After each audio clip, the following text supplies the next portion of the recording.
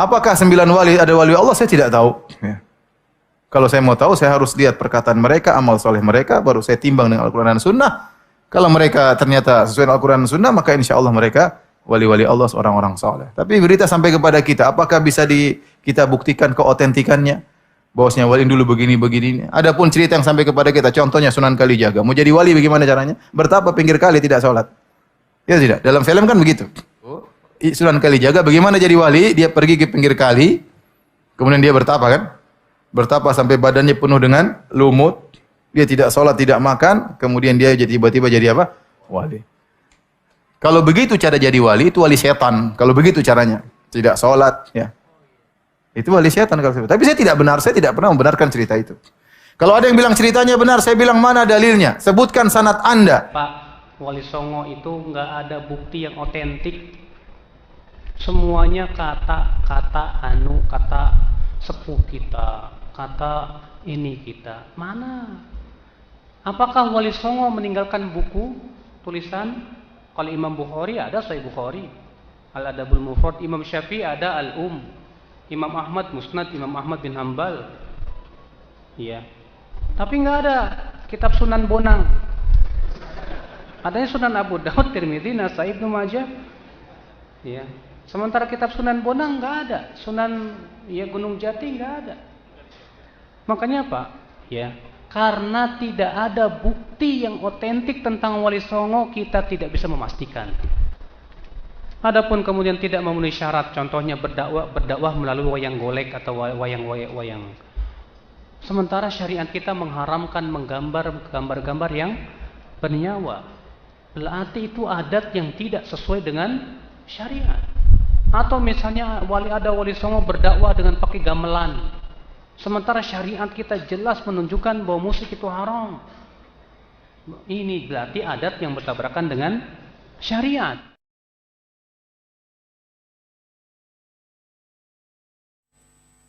Nah, kamu tahu orang Hindu Buddha? Tapi dia untuk mendapat power, dia riado itu. Bertapa, dia semedi, meditasi. Ya apa? Makanya dulu zaman wali-wali, waduh, ini musuhnya sakti-sakti, tidak bisa dikasih dalil ini. Percuma dalil tidak berlaku ini. Akhirnya lihat sejarahnya Wali Songo, ya topo.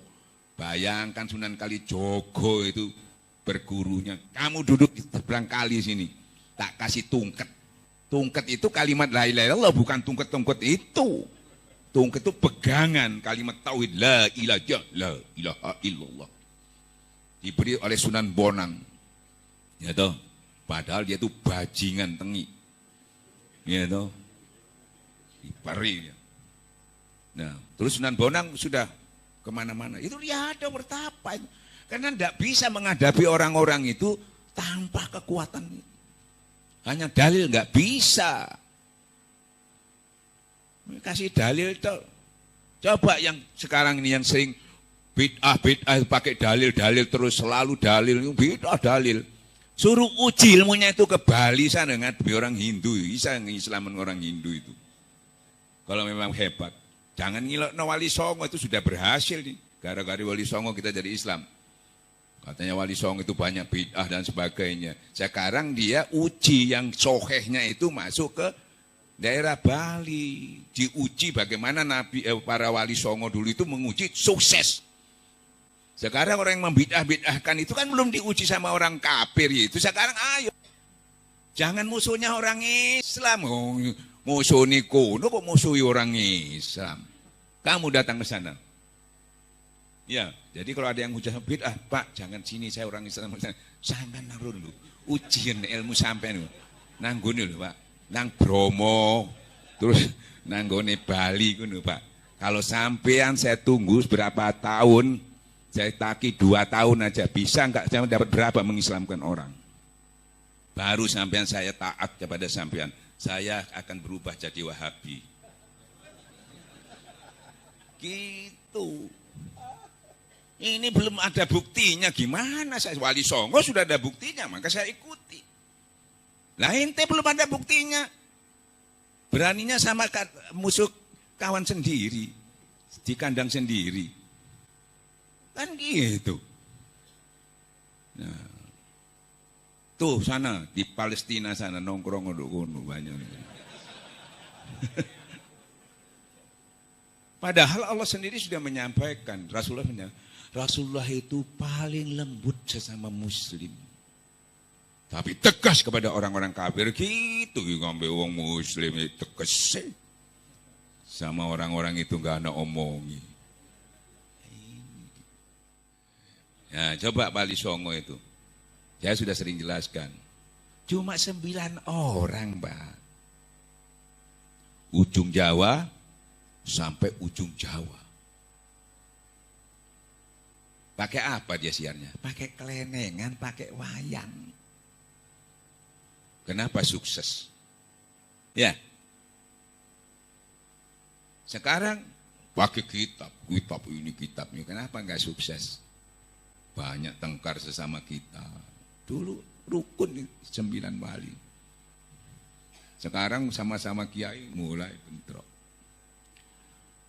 Enggak rukun. Kenapa?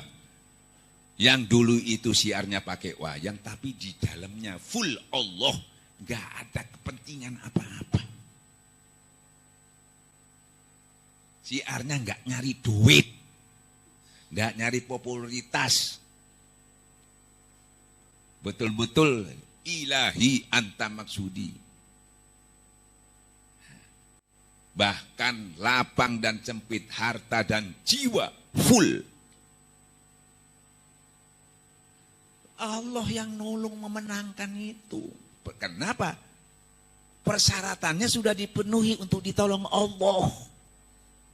Bukan karena hebatnya, persyaratannya penuhi. Nanti Allah akan turun memerintahkan tentara bala tentaranya dari langit. Itu tidak berlaku itu strateginya orang-orang kafir itu. Strategi mutlak. Asal persyaratannya diikuti. Allah tidak menolong orang-orang yang zalim itu. Gak ditolong kok takut kalau sudah ngomong gitu. PKI, Opong. Kalau dia itu zalim, gak ditolong. Tetapi kenapa ente juga gak ditolong? Karena sampai menyelesaikan gak pakai persudur. Ada kepentingan sama-sama zalimnya dijarno luru-luru. Bahkan pada ajure gitu. Sama-sama hancurnya. Sama-sama karena menyelesaikannya salah. Zalim, ada kepentingan, ada keinginan. Dibiarkan sama Allah. Sama-sama hancurnya karena Allah tidak menolong orang yang zalim. Tetapi yang ingin menyelesaikan ini tadi sesuai dengan prosedur ya. Karena Allah semata-mata. Maka pertolongan Allah itu datang. Karena janji Allah tidak pernah mengingkari. Aku tidak menolong orang yang zalim. Tapi aku menolong orang-orang yang beriman. Ini. Jadi tapi pegel, Pak. Gak kakek mikir. Nanti bagaimana? Senjatanya di sana, motor tanknya 10, kita harus 20. Tuan kono, oh motor mulutnya 10. Wah kita cuma 5, harus 20. Itu adu bondo jenenge. Kita bukan adu bondo, bukan adu bolo. Sedikit bisa mengalahkan yang banyak. Karena pertolongan, ini kuncinya. Ini yang dilupakan oleh orang Islam ini. Murah meriah kalau ngerti itu, paham. Karena cara berpikirnya harus katut ambek wong sama-sama orang kafir, cara berpikirnya kita ikut-ikut. Padahal kita cuma cara memutus sesuatu, cara berpikir itu sudah beda. Kita punya cara sendiri. Yang kita harapkan itu pertolongan Allah. Kalau nggak ditolong, buktinya perang Badar sedikit bisa mengalahkan yang banyak. Perang Hunain. Karena sombong merasa banyaknya orang pasti menang. Dikalahkan sama Allah. Ini sejarah nih memberi pelajaran. Oh ternyata bukan banyaknya yang bikin. Dukung channel ini dengan subscribe, dan jangan lupa nyalakan loncengnya, akan ada video-video baru yang mungkin Anda suka. Kalian boleh membagikan video ini ke saudara maupun teman, karena berbagi itu kebaikan. Semoga Allah membalas kebaikan Anda.